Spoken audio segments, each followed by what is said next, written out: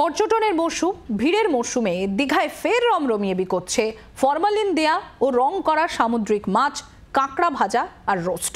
প্রশাসনিক উদাসীনতায় দীঘা সমুদ্র সৈকতে রমরমিয়ে এই কারবার চলছে বলে অভিযোগ। শরীরের ক্ষতি সম্পর্কে হুঁশ নেই পর্যটকদেরও। প্রশাসনের নাকের ডগায় চলা দোকানগুলোতে মাছ কাঁকড়ার পদ খেতে লম্বা লাইন দিচ্ছেন তারা।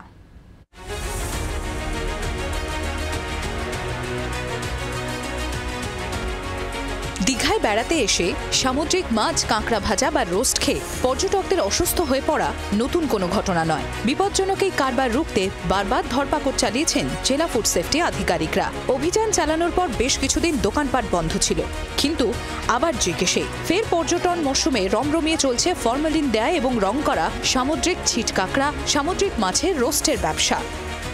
ওল্ড দীঘায় চলছে 20টি দোকান, নিউ দীঘায় 17টি দোকান। পরিসংখ্যান বলছে বিগত 3 বছরে 2 জন পর্যটকের মৃত্যু হয়েছে সামুদ্রিক বিষাক্ত কাঁকড়া খেয়ে। অসুস্থ হয়েছেন প্রায় 10 জন।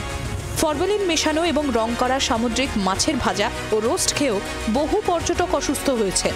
চিকিৎসকরা জানাচ্ছেন রাসায়নিক মেশানো মাছ ও কাঁকড়া খেলে হাই প্রোটিন থেকে শরীরের বিভিন্ন অঙ্গ প্রত্যঙ্গে প্রভাব ফেলবে, এমনকি প্রাণহানি পর্যন্ত হতে পারে।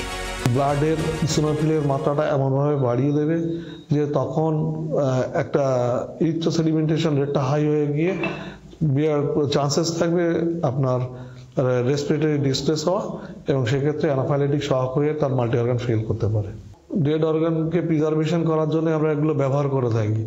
তো সে ফরমালিন অজ্ঞানের ক্ষেত্রে কাজেও লাগছে, সেটাকে যদি আমরা নর্মাল হেলথে দিয়ে থাকি তাহলে তার হেলথ ডিস্ট্রয় শুরু হয়ে যাবে, টক্সিন এফেক্টটা শুরু হয়ে যাবে।